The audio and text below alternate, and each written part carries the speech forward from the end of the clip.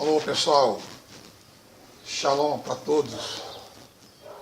Queridos, nesta tarde nós estamos trabalhando em cima de um vídeo que tem me chamado muita atenção e acredito também a muitos que são leitores das Escrituras Sagradas, aqueles que estudam as Escrituras Sagradas, por algum motivo talvez não percebeu ou ainda não teve o entendimento dessa questão, que é primordial para o contexto bíblico.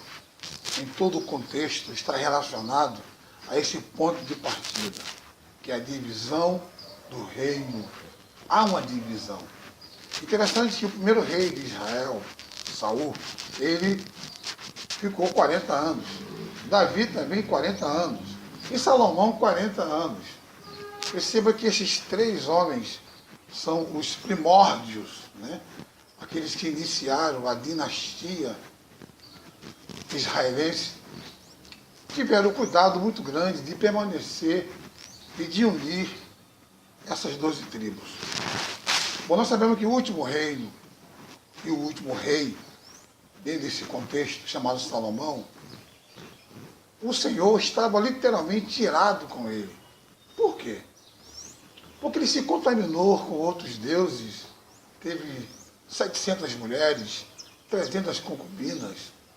Isso lhe trouxe uma devastação, isso lhe trouxe um entristecimento do coração de Deus para com este homem, porque ele estava fazendo aquilo que era contra a vontade do Eterno. Isso é muito perigoso quando trabalhamos contra o Eterno.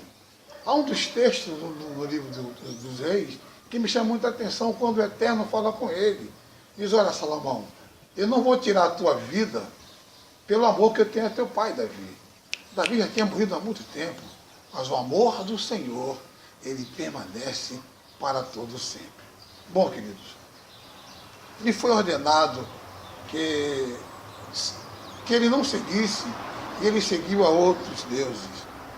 Em 1 Reis capítulo 11, no verso 11, porque não te guarda dos meus estatutos. Deus chama ele, pede para ele se guardar dos seus estatutos, daquilo que Deus estabeleceu. Ou seja, o Eterno está dando a ele uma oportunidade dele se redimir. Mas no verso 12 ele diz, de mão do teu filho tirarei também. Ou seja, o reinado dele que ficaria para o seu filho Roboão, o Eterno também iria tirar. Porque a maldição vai de pai para filho. Isso é muito interessante. Eu sei que algumas pessoas não creem em maldição, mas aí é um dos grandes sinais da maldição. Quando o verso 26 ele diz, Jeroboão levanta a mão contra Salomão. Roboão era um homem inteligente, ele era da tribo de Efraim, um homem ousado. E ali ele se encontra em uma situação muito difícil, por ter levantado a mão contra o rei. Ele sai e se encontra com o profeta Iai. E o profeta Iai começa a conversar com ele e a ministrar sobre a vida dele. E o texto diz que ele estava com a roupa nova, bonita. Ele vai, pega a sua roupa, rasga em 12 pedaços, pega 10 pedaços, dá na mão de Jeroboão. E diz, vai ser aí, aonde você vai reinar. Jeroboão, com medo de Salomão, ele foge, vai para o Egito, fica lá um tempo.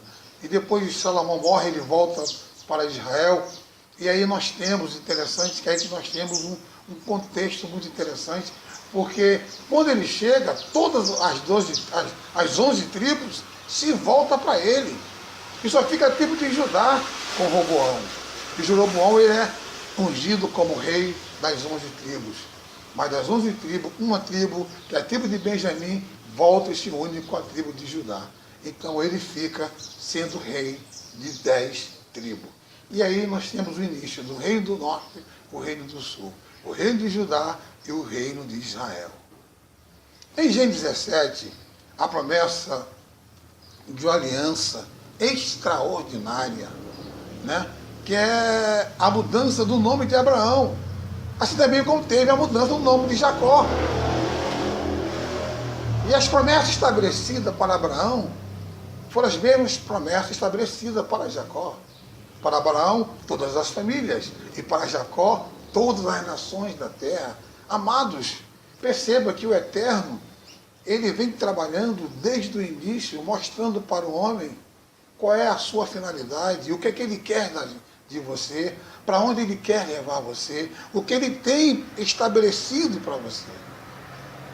É interessante nós termos esse entendimento. Isso não vem somente em rei, isso vem desde o início. Porque o Eterno sabia que isso iria acontecer. Percebemos aquela confusão entre os dois reinos, entre Jacó e seu irmão Esaú. Eles já nasceram em conflitos. E esse conflito continua até o dia de hoje. Interessante que nós, muitas das vezes, não percebemos. Mas o povo escolheu Jeroboão para ser o seu rei. Interessante que essas tribos, elas foram uníssonas em escolher Jeroboão para ser o seu rei, aqueles que poderia guiá-lo, porque na realidade o povo já estava machucado com as ideias e com o procedimento que foi estabelecido por Roboão, o filho de Salomão, que já estava maltratando o povo.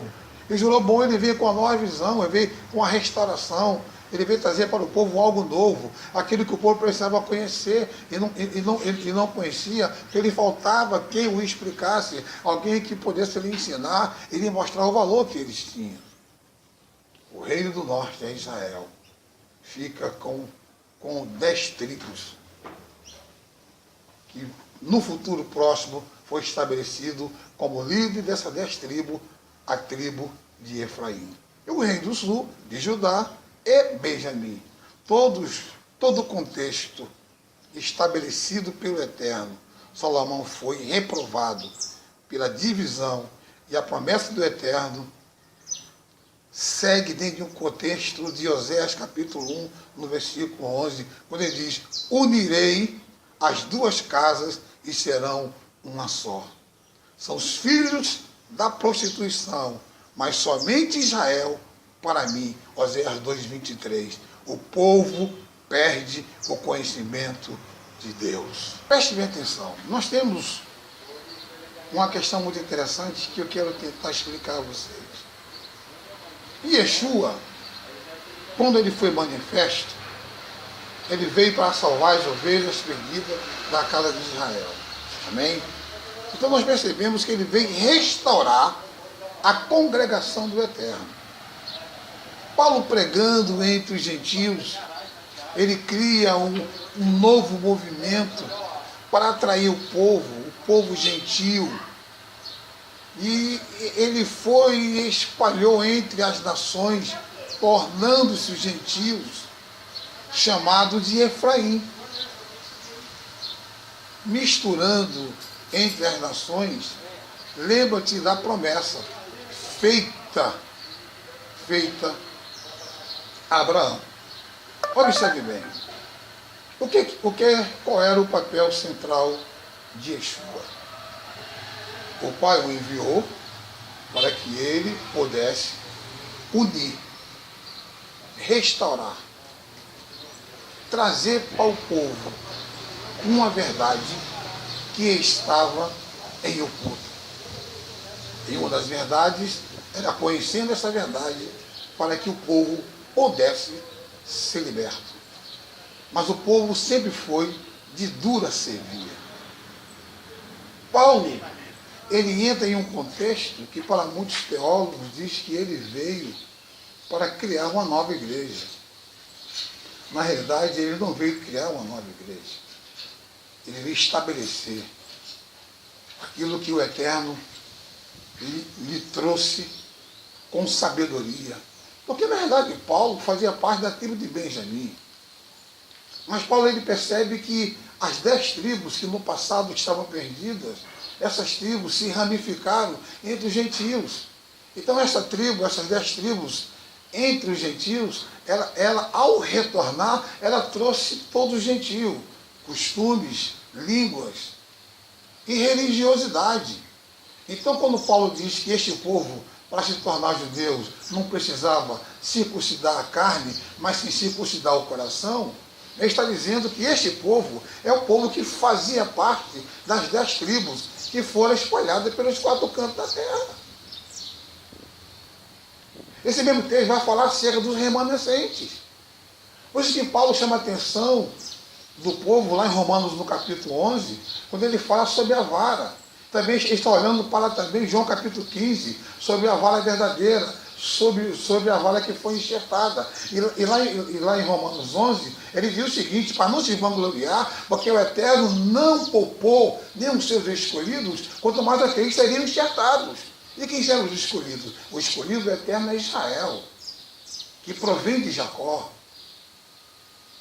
que se possuiu contra ele, que o deixou para cultuar outros deuses. Eles se contaminaram também na Síria, onde os deuses pagãos, onde o paganismo se emprenhou dentro do coração dessas pessoas. E aí, meus queridos, nós podemos entender que essas duas casas são dois procedimentos, são duas visões, mas é um único Deus. E Zacarias vai dizer que quando o Mashiach ele vier, que colocar o pé sobre o Monte das Oliveiras, o seu povo se dobrarão e confessarão: aquele a qual nós rejeitamos era o Messias, era o Filho do Eterno, era aquele que trouxe para o mundo a paz que o mundo não tem para dar. Interessante, queridos, que essa ligação de Judá e a ligação de Efraim entre as nações, aí nasce um contexto muito interessante, que é um contexto que é muito discutido, mas eu aprendi no seminário assim, hoje eu percebo que aprendi errado. Segundo os nossos professores diziam que as duas testemunhas, uma seria Moisés, outra seria Elias, outra seria Enoque, outra seria Elias. Bom, não pode ser Moisés, porque Moisés morreu, segundo diz a palavra em Deuteronômio. Não pode ser Enoque, porque ele foi transladado e o seu corpo foi transformado. Nele não há mais pecado. Também não pode ser Elias, que também o seu corpo foi glorificado. Nele não entrará mais o pecado. Então as duas testemunhas é a casa de Judá e a casa de Israel. Quando eles se unirem, e ali eles entrarão em um contexto daqueles milhares de homens que se levantarão para testemunhar sobre Yeshua. Eles serão as testemunhas do dia do Senhor. A casa de Israel e a casa de Judá. Essas duas testemunhas é o retorno de Efraim com Judá, onde Deus chamará Efraim de primogênito, e Israel de primogênito, e o Mashiach de primogênito. Interessante, os três são chamados de primogênito, mas somente Yeshua é o primogênito de toda a criação. E estes são os 144 mil que o Apocalipse nos mostra.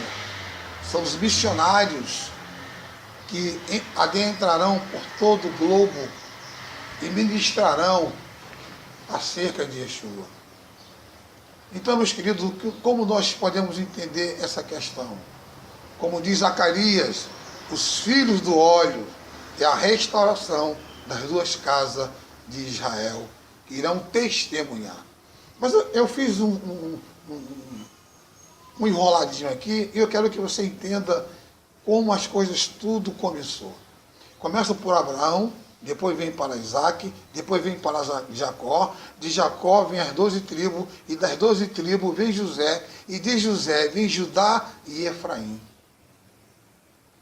A outra linha vem Ismael, vem Esaú, vem as 12 tribos de Esaú, vem Joroboão e vem Efraim. Então nós temos duas colunas que foram estabelecidas pelo Eterno.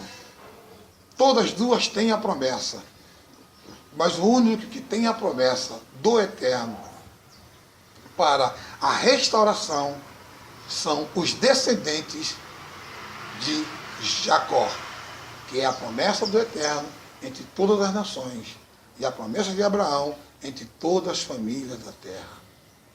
E essas duas casas serão unidas com o retorno de Yeshua.